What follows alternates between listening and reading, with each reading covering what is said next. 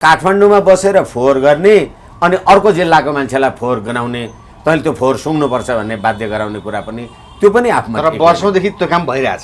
नेपालको प्रधान सेनापति पनि अमेरिका आउँदैछ अरे। अहिले अमेरिकी सेनाको एसिया प्रशान्त क्षेत्रको प्रमुख चार्ल्स फिलन पनि आज आउँदैछ अरे भने हिजो कसैले बदमासी गरेकै थियो भन्ने आधारमा आज पनि स्वतन्त्र उम्मेदवार एकजना व्यक्तित्व जितेर आएको छ र ऊ चाहिँ एउटा वैज्ञानिक क्षेत्रको प्राविधिक क्षेत्रको व्यक्तित्व हो र यसलाई यसरी हामी व्यवस्थापन गर्छौँ भनेपछि त्यो काम गर्नै नदिनु चाहिँ फेरि आपत्तिको कुरा।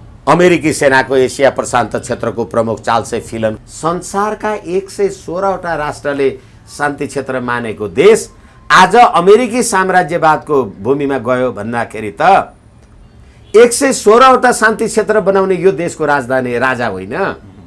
यसमा राजनीतिक शक्तिको फोहोरी खेल छैन भनेर मान्न चाहिँ सकिन्न। मैले अनौपचारिक रूपमा सुनेको छु, त्यसको कुनै तथ्य प्रमाण होइन। भारतीय राजदूतावासबाट रको एजेन्टको रूपमा काम गर्ने यहाँ हजारौं नेपाली छन्। तपाईँ 5 दलीय गठबन्धनले गरेको निर्णय तपाईँकै पार्टीमा तपाईँ नै लागू गर्न सक्नुहुन्न भनेपछि तपाईँलाई कसले चलाएको रहेछ? विष्णु बडाजी स्वागत छ एकता टिभीमा। हजुर धन्यवाद। कुराकानीको सुरुवात गरौँ। चर्चामा एकदमै रहेको छ पानी प्रदूषण र बर्खा सँगसँगै काठमाडौँको फोहोर अत्याधिक भन्न भन्दा पनि लाज भइसकेको छ। वास्तवमा आजको दिनमा कुरा गर्ने हो भने पनि रातभरिको पानीले सबै फोहोर छताछुल्ला पारेर प्रदूषण दुर्गन्ध त्यो सँगसँगै त्यसलाई व्यवस्थित पार्न भनेर नवनिर्वाचित स्वतन्त्रबाट उम्मेदवार हुनुभएका मेयर बालेन शाह त्यसलाई दीर्घकालीन समाधानको लागि लाग्नु भएको छ। बन्चरे डाँडा र सिस्टोलमा त्यहाँ राख्ने, त्यहाँको लागि केमिकल हाल्ने, त्यहाँ जनतालाई पनि रोगबाट बाहिर ल्याउने भन्ने कुरा उहाँको छ। तर उहाँलाई नै एट्याक हुन्छ, उहाँलाई नै त्यहाँ चाहिँ स्थानीयले जान दिँदैनन्, त्यहाँ नै काम गर्नै नदिने अवस्था आइरहेछ। अब यो फोहोरको राजनीति एकदमै चर्चामा आयो। हजुरको विश्लेषणमा यसलाई सामान्य रूपमा कसरी बुझ्नु भएको छ? यहाँबाट कुराकानी गरौँ।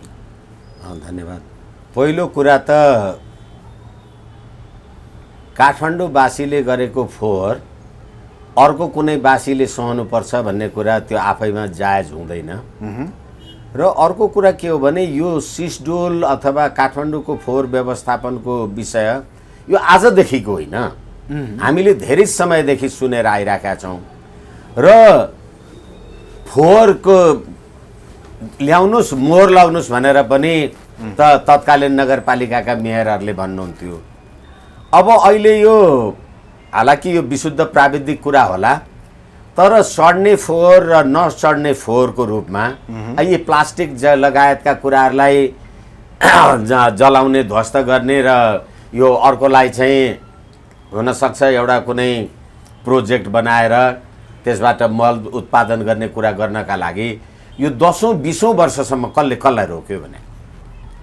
अनि फेरि अहिले पनि यो फोहोरको बारेमा जे जस्तो कुरा आइरहेको छ, यो फोहोरलाई व्यवस्थापन गर्नलाई अलिक चाहिँ नागरिक आफू पनि कन्सियस हुनु पर्यो र कसरी यसलाई व्यवस्थापन गर्ने भन्ने कुरा। फेरि अझै अर्को कुरा के हो भने एक थरी मान्छेहरू भन्नुहुन्छ, हालाकि मलाई थाहा छैन, जस्तो मेरो पनि घरमा केही फोहोर उत्पन्न हुन्छ, तर त्यो अलि सड्ने खालको फोहोरलाई तपाईँले एउटा कुनै भाँडोमा ट्याङ्कीमा राख्नुभयो र त्यो केही यसो केमिकल हालिदिनु भयो भने त्यो 15-20 दिन महिना दिन पछाडि कुहिएर आफै मल हुन्छ। र यो जुन छतको त्यो त्यो त्यो खेती भन्छ नि, तरकारी खेती होइन, कौसी खेती, त्यसमा तपाईँले त्यो मल प्रयोग गरे हुने रहेछ।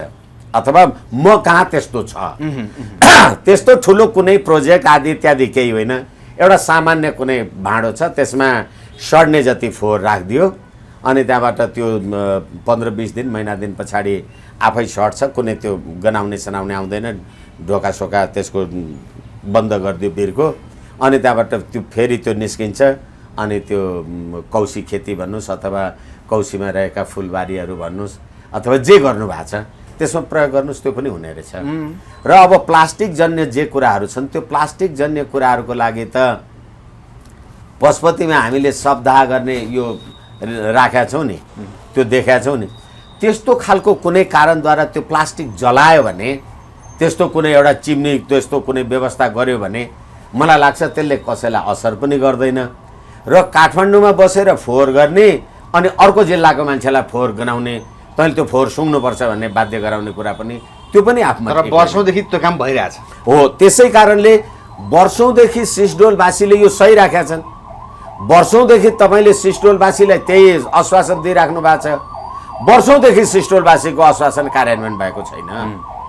त्यसैले गर्दाखेरि अब यो अहिले जोसुकै स्वतन्त्र जितोस् कि पार्टीको मान्छे जितोस्, फोहोरले त स्वतन्त्र र पार्टी भन्दैनन्। तर बालन शाहले दीर्घकालीन समाधान गर्न त लागेका छन् नि सुरुकै दिनदेखि नै, छैन?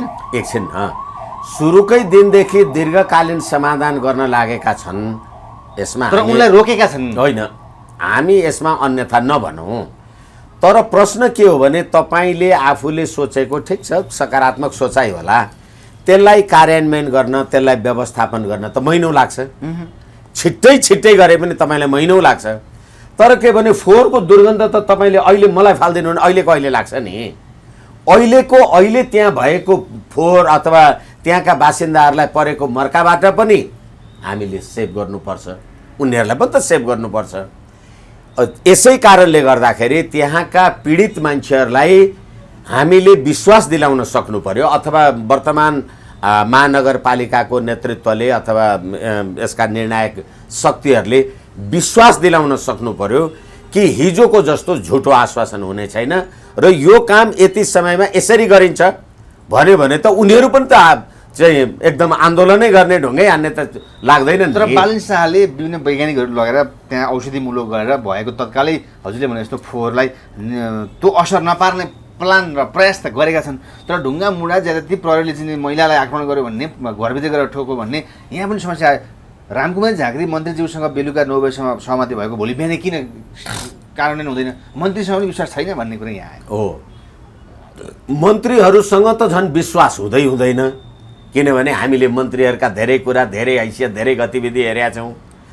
अहिले काठमाडौँका जनताले, काठमाडौँको जनता मात्रै नभन्नुहोस्, प्राय देशभरिका जनताले जुन 386 जना मान्छे स्वतन्त्र निर्वाचनमा निर्वाचित गरेर पठाएका छन्, अहिले कमसेकम काठमाडौँ महानगरको नेतृत्वले जे कुरा भनिराखेको छ, जे कुरा गरिराखेको छ, त्यसलाई कमसेकम हामीले कार्यान्वयन गर्नको लागि केही समय दिनु चाहिँ स्वाभाविक कुरा। तर समय नै नदिएर अवरोध बालन शाहलाई किन कमजोर पारिरहेछ? होइन, त्यो अवरोध गर्ने चाहिँ वास्तवमा यसभित्रका राजनीतिक खेल। बालन शाह आएर स्वतन्त्र रूपमा केही काम गर्न खोजेको तपाईँलाई लागेको छ कि छैन मनमा चाहिँ हेर्दाखेरि? मैले सुनेको छु, अनुभव गरेको छुइनँ। अनुभव गर्नलाई त यही फोहोर पहिले चाहियो। यही फोहोरकै कुरामा यही भएको छ। अनि अब अर्को के हेर्नु भन्नुहोस् त?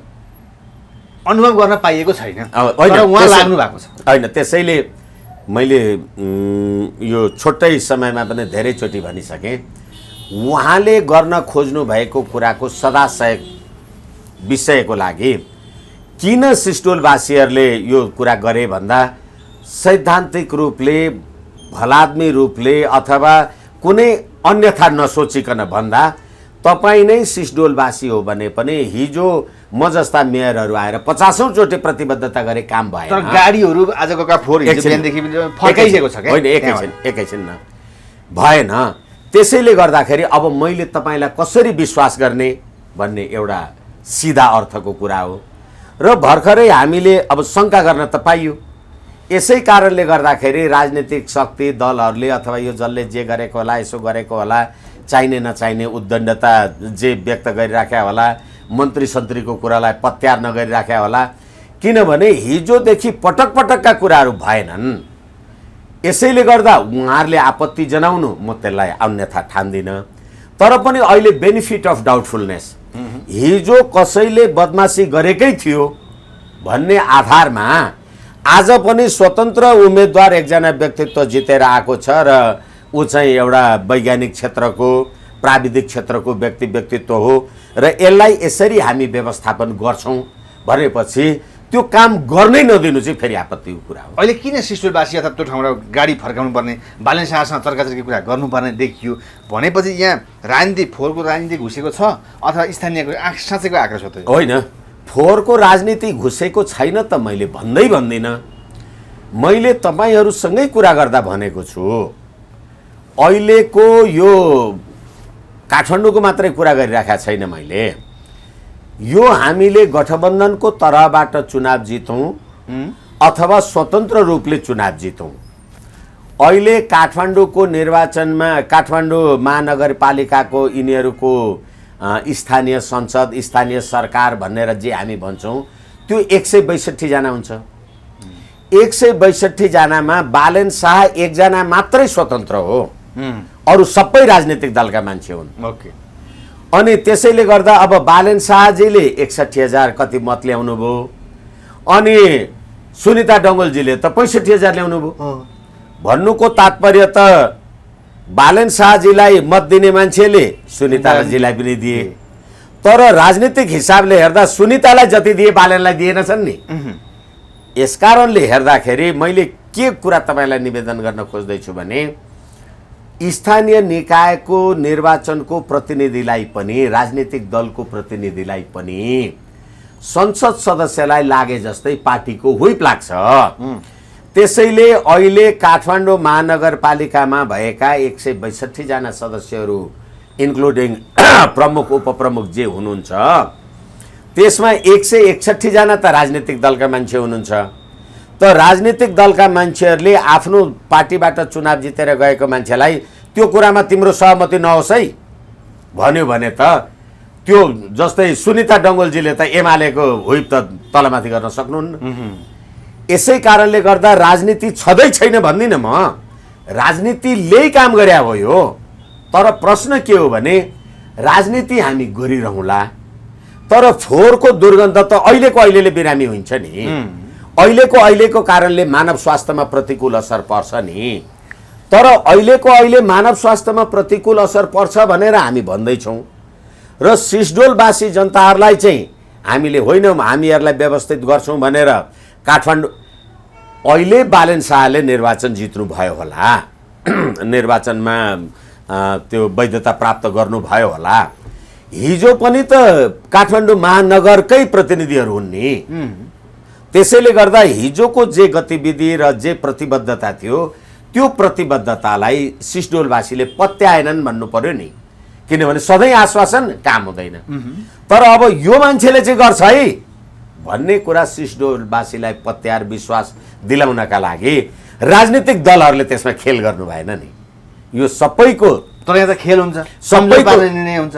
यो सबैको स्वास्थ्यको विषय हो र यो वास्तवमा हामीले सड्ने फोहोर नसड्ने फोहोर यसरी व्यवस्थापन गऱ्यौँ भने यसरी हाम्रो मल आदि इत्यादि कल कारखाना मल कारखानाहरू पनि चल्न सक्छन् भन्ने कुरा उहाँहरूलाई हामीले विश्वास दिलाउन सक्ने र उहाँहरूलाई त्यो फोहोरबाट असर गर्न नसक्ने विश्वास दिलाउने एक। तर तपाईँले भने जस्तो त्यति विश्वास दिलाउँदै पनि जसरी फोहोर फाल्न गएका जे सवारीहरू फिर्ता पठाइए, यसमा राजनीतिक शक्तिको फोहोरी खेल छैन भनेर मान्न चाहिँ सकिन्न। तर बालनजीले एउटा आधार तयार गर्दै प्रधानमन्त्री देउवादेखि लिएर ओली र प्रचण्डसँग त भेट्नुभयो कि यो व्यवस्थापनको लागि उहाँहरूले आश्वासन राम्रो दिएको भन्ने बुझिएको छ।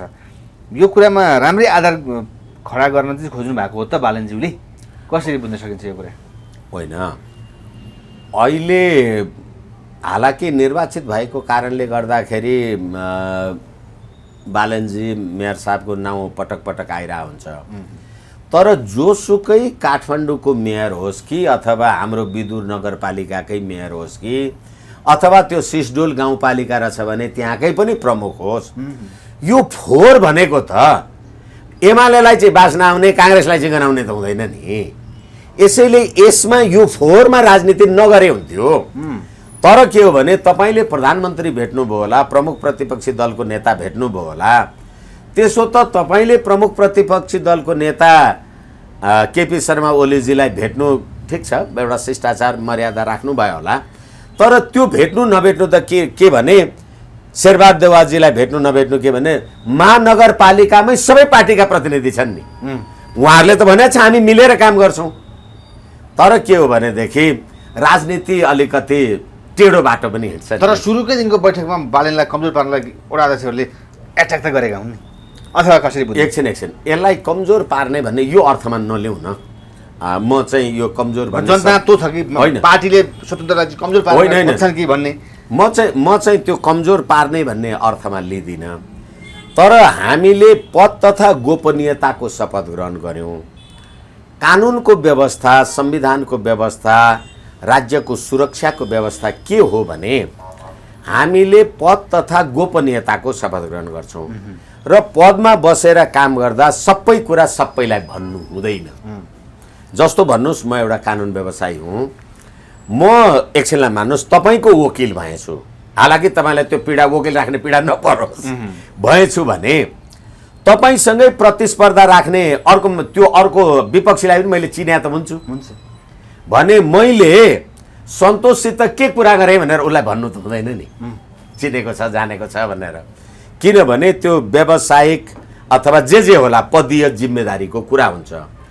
हामी भन्न चाहिँ गोपनीयताको शपथ ग्रहण गर्ने, तर सार्वजनिक रूपमा आम सञ्चारलाई ल्याएर कुरा गर्ने भन्दाखेरि चाहिँ भोलि पनि त हामीले कुनै गोपनीय कुरा त राख्नु भएन नि भन्ने कुरा आयो भने त्यसलाई हामीले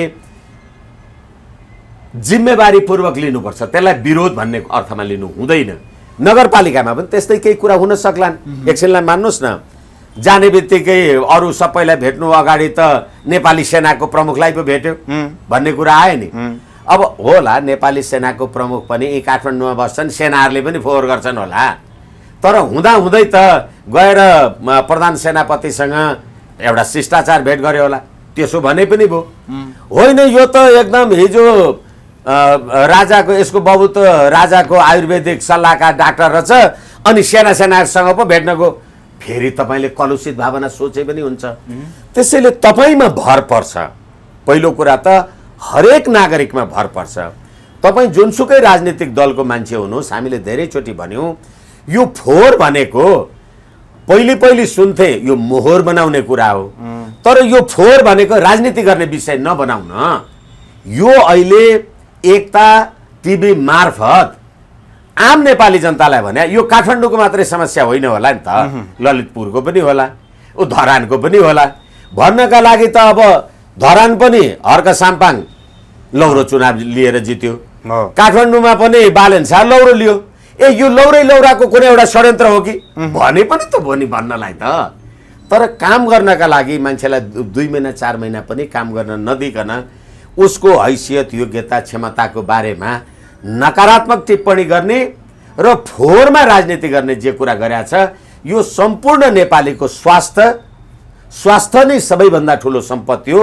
सम्पूर्ण नेपालीको स्वास्थ्य र सम्पत्तिमाथिको यो राजनीति चाहिँ नगर्नका लागि राजनीतिक दलका मानिसहरूलाई म निवेदन गर्छु। बालेनलाई काम गर्न त जस्तै तपाईँ जस्ता भौतिक व्यक्तिले पनि दिनुपर्ने त होला नि, कसरी दिने सहयोग? भनौँ न 5 वर्षको समय छ, तर चुनौती छ। होइन, यस्ता कुरामा केही भन्न सकिन्छ? चुनौती छ। त्यसैले चुनौती कहिलेकाहीँ होला, अब कानुनी र संवैधानिक क्षेत्रका चुनौती आए होला, तिनीहरूमा म जस्ता मान्छेको काम लाग्ला। कुनै प्राविधिक वैज्ञानिक विषयमा चुनौती आयो होला, त्यस विषयका कुनै विज्ञहरूको आउला। कुनै रोग व्याधिसँग चुनौती आयो, त्यो विज्ञ त म विज्ञ हुँ, म तँलाई सल्लाह दिन्छु भन्दै जाने त कुरा भएन नि। यसै कारणले उहाँहरूले चाहनुभयो, खोज्नुभयो, होइन यो देशको, नगरको, नेपाली जनताको, देशवासीको हित शान्ति समुन्नतिका लागि कुरा गर्ने कुराको लागि यो कुरा गर्नुपर्छ, तपाईँहरूले चाहिँ हामीलाई कानुनी र संवैधानिक रूपले के राय दिनुहुन्छ भन्ने कुरा भयो भने न भन्न जाने। भर्खरै मैले तपाईँलाई भने, मैले भन्न जाने जस्तो लागिरहेको छैन। अहिले भएको हाम्रो राजनीतिक दल सम्बन्धी ऐन 2073 को दफा 31 धेरैचोटि भनेको छु मैले, स्थानीय निकायका प्रतिनिधिलाई पनि हुइप लाग्छ, राजनीतिक दलको हुइप लाग्छ। त्यसैले स्थानीय निकाय भनेको त विकासको निकाय हो, यसकारण यसमा दलगत राजनीतिक हुइप नलागोस् र जनताले निर्माण विकासका लागि काम गर्न पाउन्। तपाईँ राजनीतिक दल पार्टी बनाउने कुरा तपाईँ संसदमा जानु होला, प्रदेश सभामा जानु होला, विधान कानुन जे त्यहाँ गरे हुन्छ। यो स्थानीय निकायको लागि, स्थानीय निकायको विकासको लागि गरिएको कुरामा यो कानुनी व्यवस्था अडचन भयो, यो संवैधानिक व्यवस्था अडचन हुन सक्छ। मैले त्यसैले अघि भने 161 जना सबै राजनीतिक दलका मान्छे छन्। तपाईँ एक्लो मेयर स्वतन्त्र हुनुहुन्छ भनेदेखि तपाईँले अब ती राजनीतिक दलहरूसँग सहमति, सहकार्य, सम्झौता, सहधारणा नराखी कसरी अगाडि बढ्न सक्नुहुन्छ? किनभने कानुनले बाध्य गरेको छ। होइन, तपाईँले स्थानीय निकायका व्यक्तिहरूलाई राजनीतिक दलको हुइप लाग्दैन, उनीहरूले निर्माण विकासको काम गर्न पाउँछन् भन्ने हो भने फेरि अर्को कुरा भयो। फेरि अझै अर्को कुरा के छ भने गएको स्थानीय निकायको निर्वाचनमा होइन कि प्रतिनिधिहरूको 42 करोडको भ्रष्टाचार छ भने अब त्यो कुरामा अहिले म निर्वाचित भएर जितेर आएँ भन्ने बित्तिकै तपाईँले ठ्याक्कै त मानिहाल्नुहुन्न नि। तर फेरि पनि मेरो तपाईँलाई के रिक्वेस्ट भने मलाई 2 महिना त काम गर्न दिनुहोस्, 3 महिना त काम गर्न दिनु, अनि आलोचना टिप्पणी गर्नु होला, अथवा मैले कहीँ 2 रुपियाँ तलमाथि खाएँ लाएँ भने त्यो कुरा गर्नु होला। तर पद तथा गोपनीयता भन्ने, तर त्यसलाई सार्वजनिक गर्ने भन्ने कुरा चाहिँ विधि सम्मत भएन। कहिलेकाहीँ सुरक्षावाला कुरा, अब अहिले जस्तै भन्नुहोस् यो यो यो हुन त अब धेरैचोटि सुरक्षा निकायका मान्छेहरू आउँदैछन् जाउँदैछन्, अनि नेपालको प्रधान सेनापति पनि अमेरिका आउँदैछ अरे। अहिले अमेरिकी सेनाको एसिया प्रशान्त क्षेत्रको प्रमुख चार्ल्स फिलन पनि आज आउँदैछ अरे भने अब उनीहरू आउँदैछन्, कुरा हुँदैछन्, सबै त सार्वजनिक गरिँदैन नि। किन आउँदैछन् अमेरिकी सेना? होइन, हुनसक्छ उनीहरू त अब संसारमा आफ्नो रणनीतिक प्रभाव, राजनीतिक प्रभाव, शक्तिको प्रभाव राख्ने शक्तिहरू हुनसक्छ। अब एमसीसीको माध्यमद्वारा जसरी उनीहरूले नेपालको राज्य शक्तिलाई आफ्नो नियन्त्रणमा राख्न सफल भएका छन्, नेपालको राजनीतिक शक्ति एमसीसी पास गर्नु पर्यो भने त डढेर खरानी हुन्छु तर पास हुन दिन्न भन्नेहरू त्यही एमसीसी पास गरेर खुट्टा ढोगिराखेका माओवादीहरू छन्। अब उनीहरू जति लत्रिँदै गइराखेका छन् उति उनीहरू आफ्नो इच्छा, आफ्नो रणनीतिक इच्छा नेपाली शक्तिमाथि, नेपाली सामर्थ्यमाथि लादेर हुनसक्छ चीनसँगको उनीहरूको जे राजनीतिक कटुता छ त्यो राजनीतिक कटुतालाई आफू अगाडि बढ्ने प्रयास पनि गर्न सक्छन्। र अर्को कुरा, अहिले अमेरिकन राजदूतावास अगाडि युक्रेनको समर्थनको लागि जे ब्यानर झुन्डिराखेको छ त्यो सम्पूर्ण कुरामा नेपाली जनताको समर्थन हुनुपर्छ भन्ने अर्थमा पनि हुन सक्छ। हरेक कुरा हुन सक्छन्। त्यसै कारणले गर्दाखेरि अहिले अब यो अमेरिकी सेनाको एसिया प्रशान्त क्षेत्रको प्रमुख चार्ल्स फिलनको कुरालाई गर्दाखेरि सम्पूर्ण हाम्रो देशको असंलग्न परराष्ट्र नीति भन्ने कुरा नै अब चाहिँ करिब करिब यो कागजमा मात्रै रह्यो, व्यवहारमा समाप्त भयो।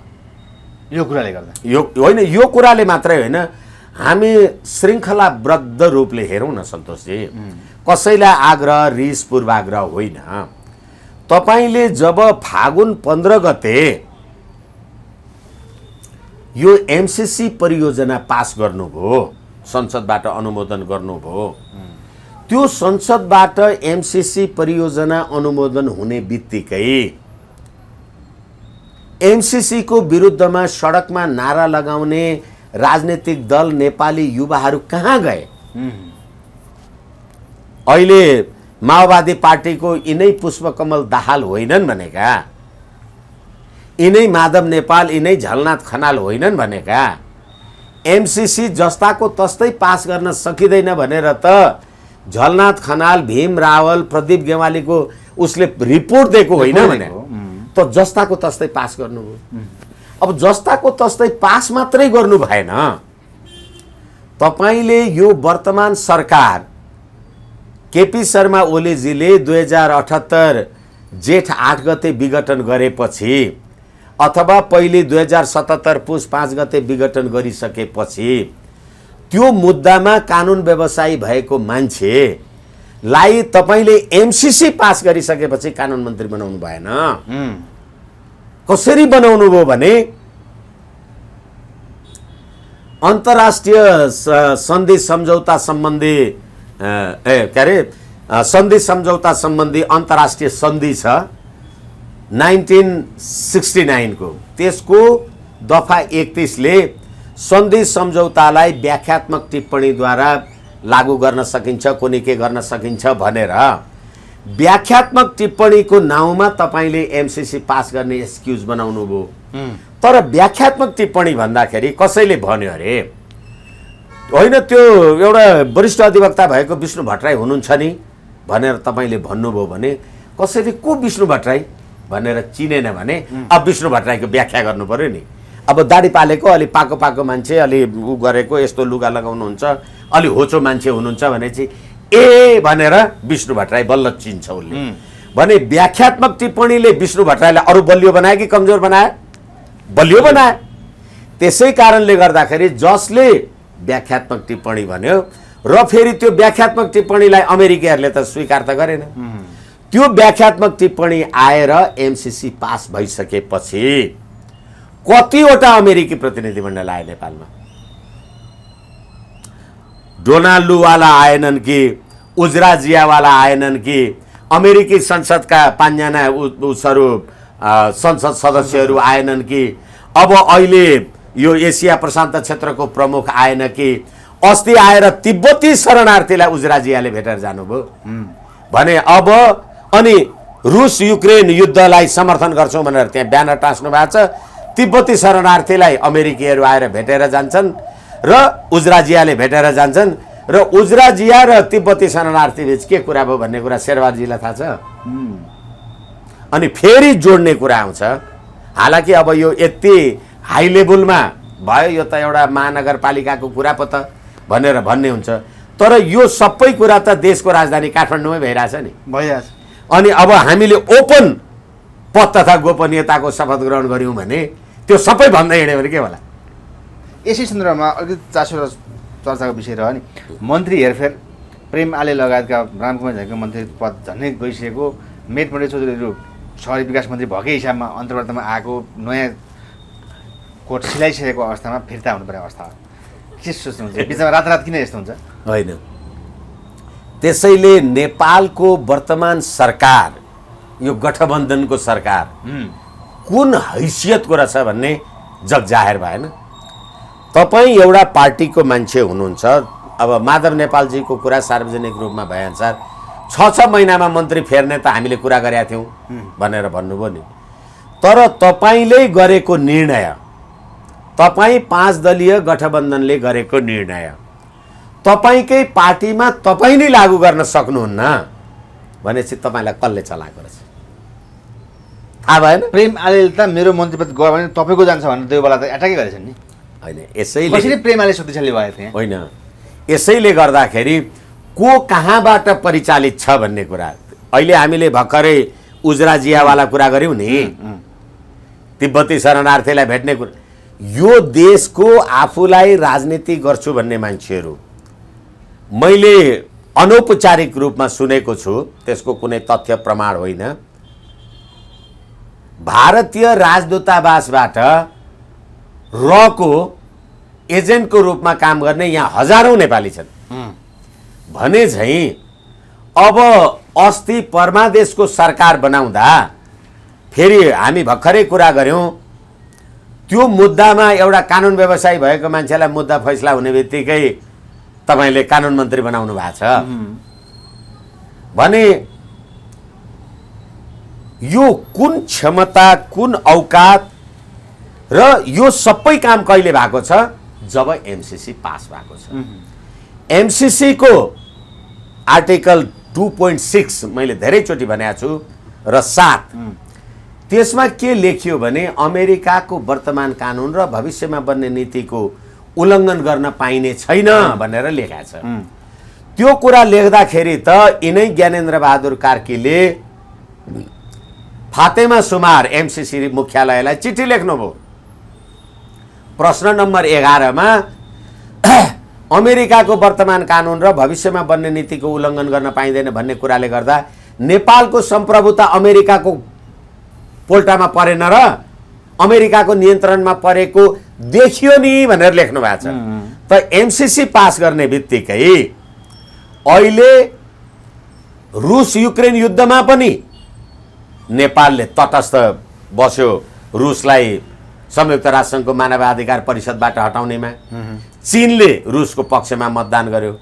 अनि रुसले के भन्यो भने यो प्रस्तावको पक्षमा मतदान गर्ने र तटस्थ रहनेहरूलाई हामी शत्रुतापूर्ण व्यवहार गर्छौँ भनेर भनेपछि अब चीनले रुसको पक्षमा मतदान गर्यो, हामी तटस्थ बस्यौँ भने रुसले भनेअनुसार हामी त रुसको शत्रुतापूर्ण नजरमा त पर्यौँ र रुसको शत्रुतापूर्ण नजरमा तपाईँ पर्नुभयो, चीनको शत्रुतापूर्ण नजरमा पर्नुभयो तपाईँ प्रकारान्तरले।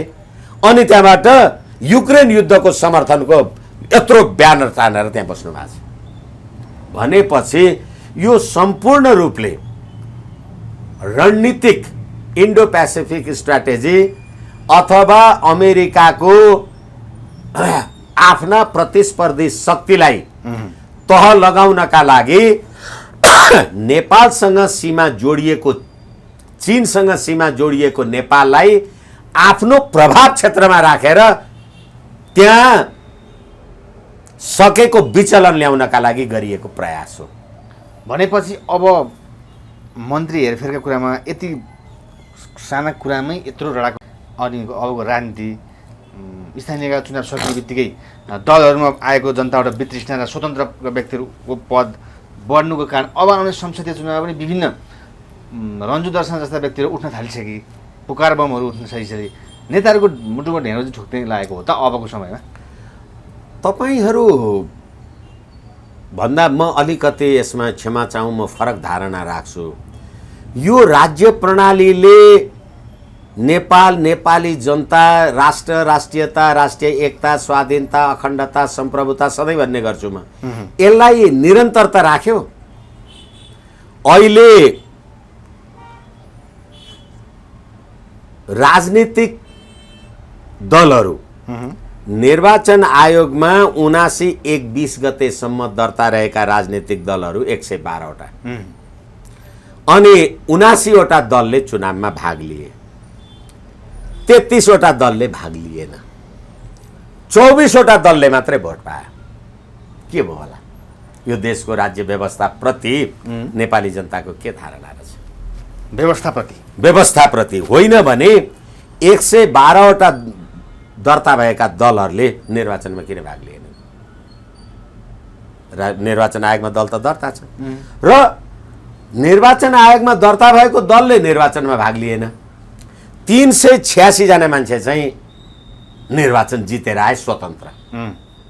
अनि राजनीतिक दलको मान्छे त त्यो गजेन्द्र नारायण सिंहको नेपाल सद्भावना पार्टी जस्ता पार्टीले त 1 भोट पाएछ। अहिले मधेसवादी जनता समाजवादी दल, मधेसवादी दल, हामी जे भन्छौँ लोसपा तमलोपावाला कुरा, तराई मधेस लोकतान्त्रिक पार्टीले चुनाव जितेको जम्मा 12 सिट। हिजो सङ्घीयताका त हामी पक्षधर हौँ, महान हौँ हामी भनेर भन्थे नि, भनेदेखि अहिले त तराई मधेस लोकतान्त्रिक पार्टी होस्, जनता समाजवादी पार्टी होस्, यिनीहरूको स्थानीय निकायको निर्वाचनमा हैसियत अथवा सङ्घीयता, यो मधेस इज नट नेपाल भन्ने जे छन् शक्तिहरू, तिनीहरू बिस्तारै स्खलित हुँदै गएको अवस्था हो। नेपाली जनताले यो व्यवस्थाप्रति विश्वास राख्न छोडेको अवस्था हो यो। यसै कारणले तपाईँले भने जस्तो अब को अरू स्वतन्त्र चुनाव लड्लान्, अहिले जो लड्लान्, जे जता लड्लान्, तर निर्वाचन लड्ने कुरामा तपाईँलाई फेरि पनि म भनौँ, अहिलेको स्थानीय निकायको निर्वाचनमा सरकारी खर्च 32 अर्ब। कति मान्छेले भोट दिए? 1,77,00,000 मतदाता मध्ये 10% तलमाथि भयो भने पनि 1,60,00,000 मान्छेहरूले मतदान गरे। 1,60,00,000 मान्छेले त मतदान गरे। हुन त तपाईँहरू आम सञ्चारको मान्छे, तपाईँहरूलाई जानकारी होला, विराटनगरमा 34,000 मत बदर भयो, 29,000ले चुनाव जित्यो। नेपाली जनता के भोटै हाल्न नजानेर बदर भएको थियो? त्यो हुन सक्दैन त 29,000ले जान्ने, 34,000 नजान्ने, अथवा काठमाडौँमै 52% मात्रै मत खस्यो। काठमाडौँकै मान्छे भोट हाल्न जान्दैन। यसै कारणले गर्दाखेरि मैले यो राज्य प्रणालीप्रति जनताको विश्वास बिस्तारै स्खलित हुँदै गयो।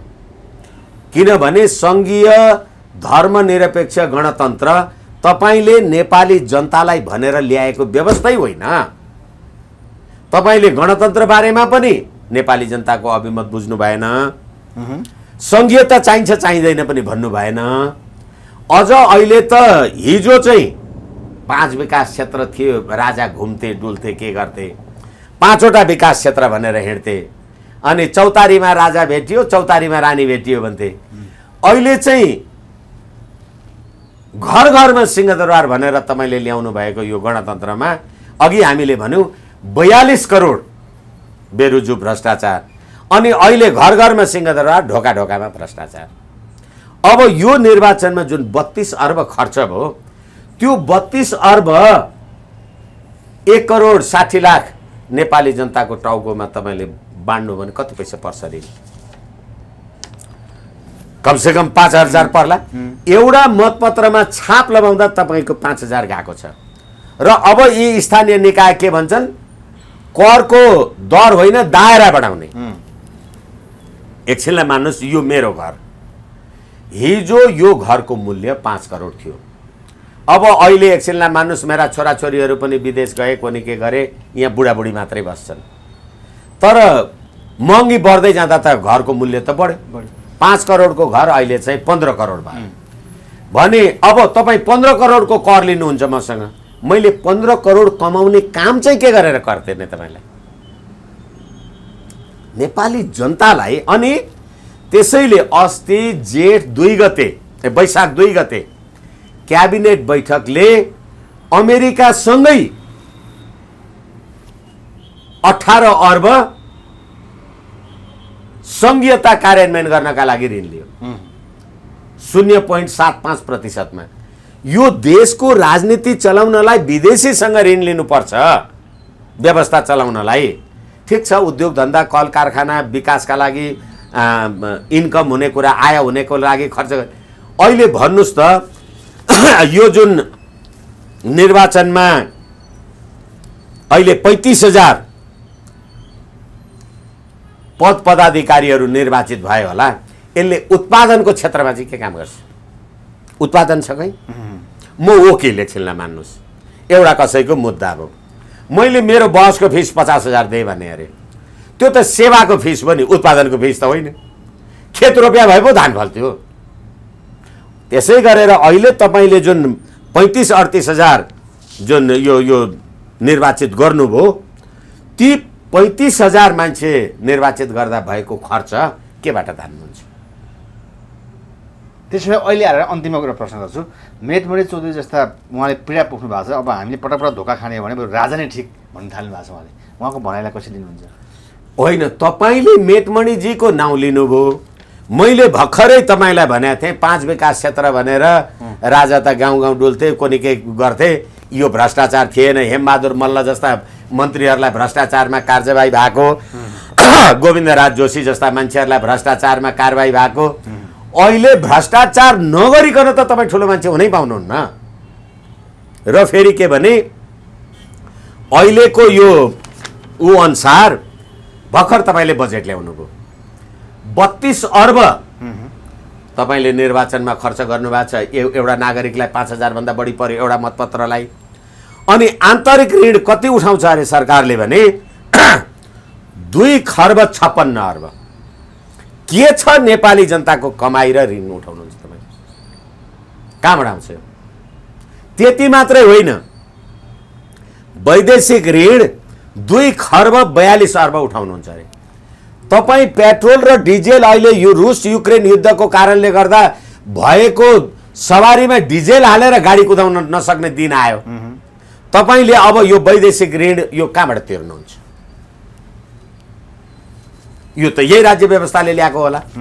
अनि तपाईँका 840 जना संसद सदस्य अस्ति यही पार्टीको एउटा तराई मधेस लोकतान्त्रिक पार्टीको लक्ष्मणलाल कर्णले संसदमै के भन्यो भने यो संसदमा काम गरिराखेका 80% प्रशासकीय अधिकृतले त अहिले काठमाडौँमा महल ठडाइसकेछन् यो 3 वर्षमै भने कहाँबाट आयो? संसदको कुरा गर्दैछु म। तपाईँ मेटमणिको कुरालाई जे उदाहरण दिनुहुन्छ, मेटमणिजी जस्ता व्यक्तित्वहरूले बुझ्नु पर्यो, थाहा पाउनु पर्यो कि हिजो संसदमा लोग्ने स्वास्नी जोइ पोइ प्रतिनिधि सभाका अथवा संसदका सदस्य हुँदैनथे। अब अहिले निर्वाचनमा जो जो पार्टीका घरानाका छोरा बुहारी भाइ भतिजा ज्वाइँ जेठान राजनीतिक दलका नेतागिरी दादागिरी जे गर्नुभयो त्यो कुरा हुँदैन थियो। अर्को समानुपातिक भन्नुहोस्, अब ककसका बेड पार्टनर ककसका के पार्टनर त्यो कुरा कहाँबाट के आएको छ।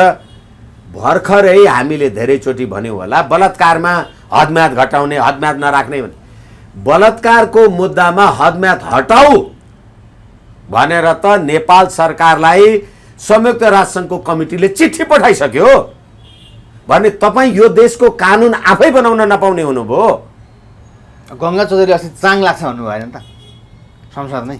होइन, त्यसै कारणका चाङ होइन त तपाईँहरूले ल्याउनु भएको राज्य प्रणाली नेपाली जनताको हित शान्ति समुन्नति र समृद्धिको लागि थियो भने गङ्गा चौधरीजी जस्तै आइमेहरूले नारीहरूले त प्रेस मिट गरेर भने नि त हामी माओवादी जनयुद्धमा बलात्कारमा पर्यौँ भने गङ्गा चौधरीजीले के गर्नुहुन्छ?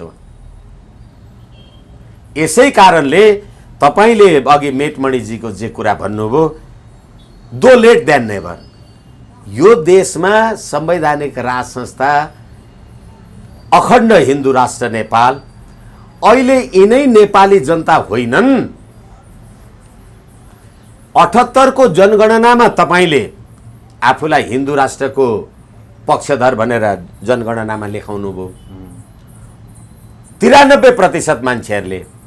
अनि अहिले भोट हालेका अपवाद बाहेक 100% सबैले धर्मनिरपेक्षमा भोट हाल्नु भयो होइन भने यिनै होइन नेपाली। तपाईँ हिन्दू राष्ट्र हिन्दू मान्ने हिन्दू धर्म मान्ने अनि धर्मनिरपेक्षलाई भोट हाल्ने, तपाईँ गाईलाई लक्ष्मी भनेर ढोग्ने गाई काट्न पाउनुपर्छ भन्नेलाई भोट हाल्ने। यसै कारणले गर्दाखेरि अब मेटमणिजीले के भन्नुभयो त्यो आफ्नो ठाउँमा होला। गङ्गा चौधरी अथवा जो जे भनुन्, राम कार्की भन्ने मान्छे होइन माओवादीको जसले चाहिँ हामी 17,000 मान्छे मारेर गणतन्त्र ल्यायौँ यसको नेतृत्व गर्ने प्रचण्डजी कोनिगेन, उनले भनेनन् फागुन 15 गते एमसिसीको प्रस्तावको बारेमा बोल्दै गर्दा संसारका 116वटा राष्ट्रले शान्ति क्षेत्र मानेको देश आज अमेरिकी साम्राज्यवादको भूमिमा गयो भन्दाखेरि त 116वटा शान्ति क्षेत्र बनाउने यो देशको राजधानी राजा होइन। अनि अस्ति जेठ 19 गते राजा वीरेन्द्रको शालिगको बारेमा के भयो नेपालगञ्जमा, अब त्यो कुरा नदोहोऱ्याइ राखौँ। तर त्यसै दिन सन्तोषजी राजालाई राष्ट्रको मर्यादा क्रमको 6औं स्थानमा राख्या होइन, अनि राजा पनि राज्यको 6औं मर्यादा क्रममा छ, राष्ट्रपति पनि छ भने यो देशमा गणतन्त्र छ कि राजतन्त्र छ? त्यसैले मेटमणिजीले भन्नुभयो। हस्, समयका धन्यवाद। Thank you very much. हस्, धन्यवाद।